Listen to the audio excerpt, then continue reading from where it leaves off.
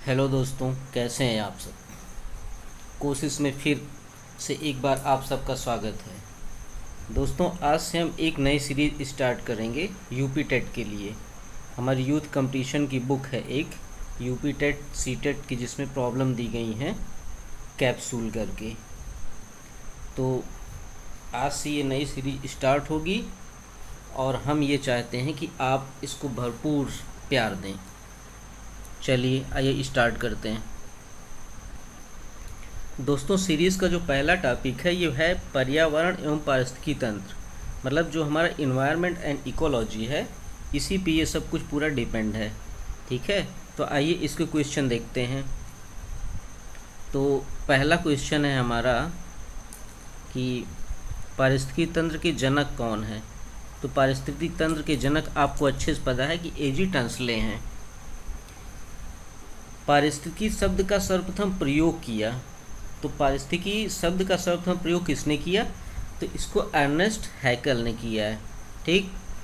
गहन पारिस्थितिकी के जनक, गहन पारिस्थितिकी जनक कौन है, ये अर्नेस्ट नीस हैं। भारतीय पारिस्थितिकी जनक कौन है, प्रोफेसर रामदेव। तो यहाँ देखिए आप, एक गहन पारिस्थितिकी है, एक भारतीय पारिस्थितिकी है। तो इन दोनों शब्द में अच्छे से अंतर समझ लीजिए कि गहन पारिस्थितिक जनक किसने किया, अर्नेस्ट नीस ने किया है। भारतीय पारिस्थितिक जनक कौन है, प्रोफेसर रामदेव मिश्र। ठीक। अब इसमें हम देखते हैं पर्यावरण का मतलब क्या हुआ। तो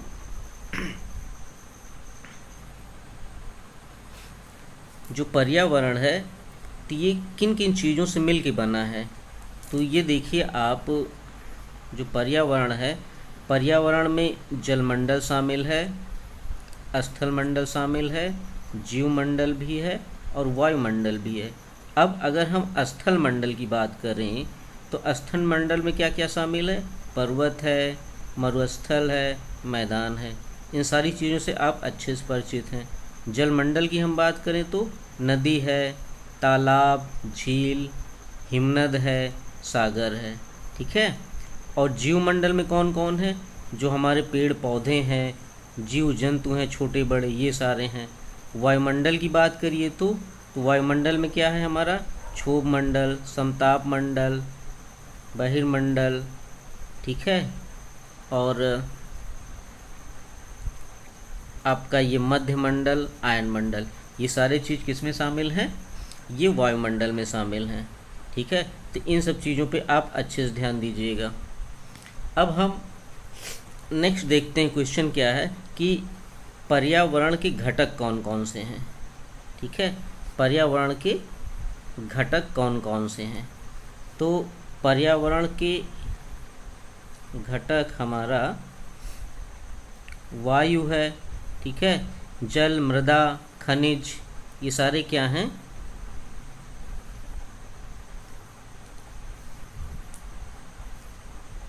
ये सारे क्या हैं, ये पर्यावरण के घटक हैं। ठीक है, वायु है, जल है, मृदा है, खनिज, अकार्बनिक तत्व। अकार्बनिक तत्व में क्या क्या है, नाइट्रोजन है, फास्फोरस है, कार्बनिक तत्व है, प्रोटीन, कार्बोहाइड्रेट, विटामिन, वसा। अच्छा, कभी कभी ये भी क्वेश्चन आ जाता है कि कार्बनिक तत्व कौन कौन से हैं। तो आपको ध्यान देना है कि नाइट्रोजन, फास्फोरस, ये सब क्या हैं, अकार्बनिक तत्व हैं। और कार्बनिक तत्व में क्या क्या आ गया, प्रोटीन, कार्बोहाइड्रेट, विटामिन, वसा। ठीक है। नेक्स्ट क्वेश्चन हम देखते हैं। नेक्स्ट क्वेश्चन है हमारा पर्यावरण के जैविक घटक। जैविक घटक में कौन कौन है, जो जीवित पौधे हैं, जंतु हैं, ये सब क्या है, ये जैविक घटक में आते हैं। ठीक है, आपको अच्छे समझ में आ रहा होगा।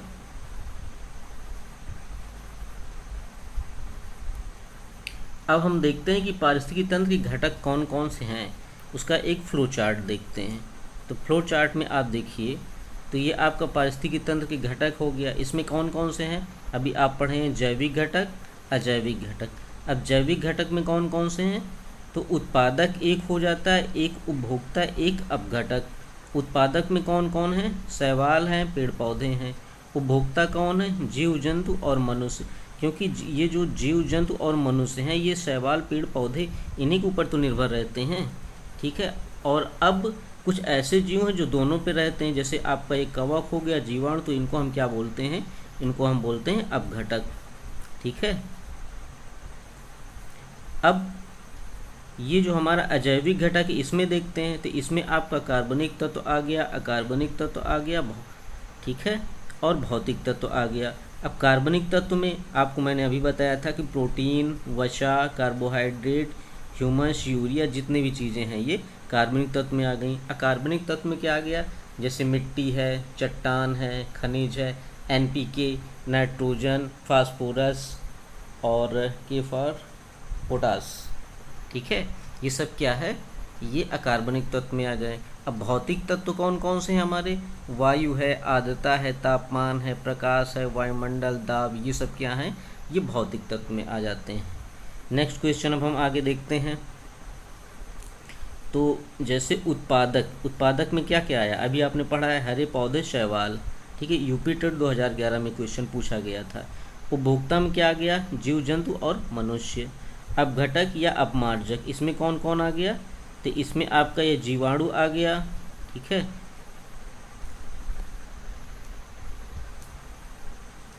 इसमें आपका जीवाणु आ गया, ठीक है, कवक आ गया। तो यहाँ तक हम देख चुके हैं, अब हम आगे देखते हैं। अच्छा, नेक्स्ट क्वेश्चन है, प्रकृति का मेहतर या सफाई कर्मी किसे कहा जाता है। तो सफाई कर्मी या मेहतर जो हमारे इन्वायरमेंट को साफ सुथरा रखते हैं।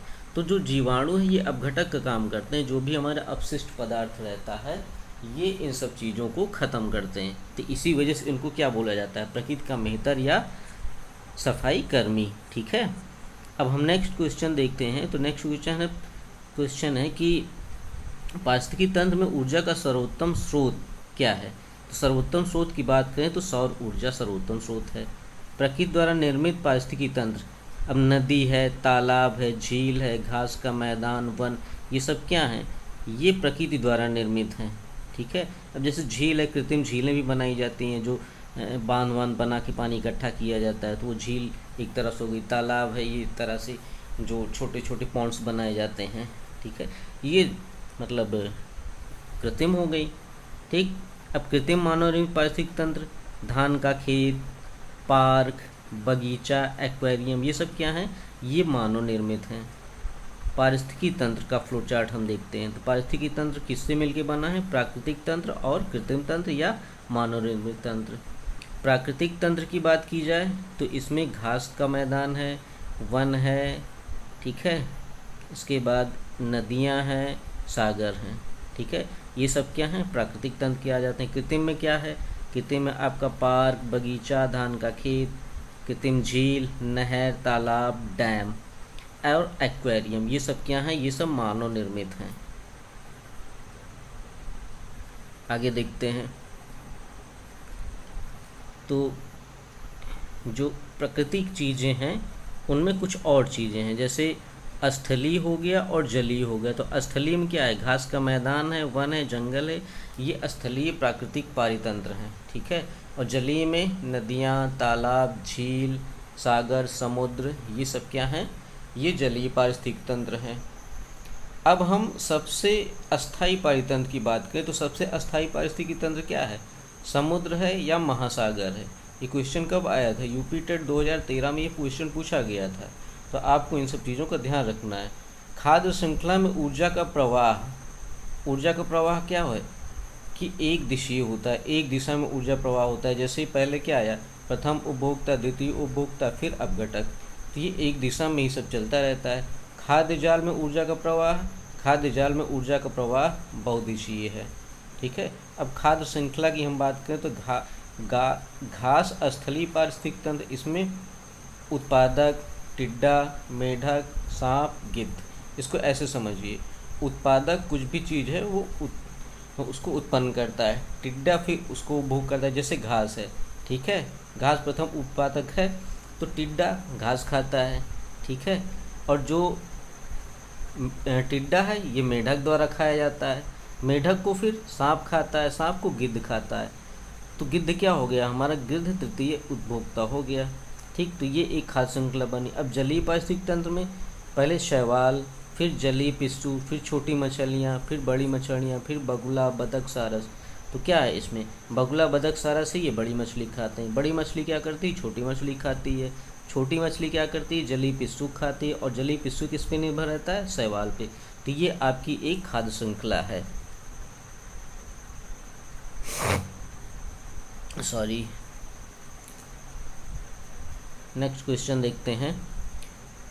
ओरिजिन ऑफ स्पीशीज के लेखक, तो इसके लेखक कौन है, चार्ल्स डार्विन। ये क्वेश्चन कहाँ, यूपी टेट 2017 में और हरियाणा टेट 2015 में पूछा गया है। फिलोसॉफी ऑफ जूलॉजी के लेखक, इसके लेखक लेमार्क हैं। तो दोस्तों आशा करता हूँ कि आपको हमारा वीडियो अच्छा लगा होगा। आज केवल इतना ही। आप इसको लाइक करिए, सब्सक्राइब करिए। बहुत बहुत धन्यवाद।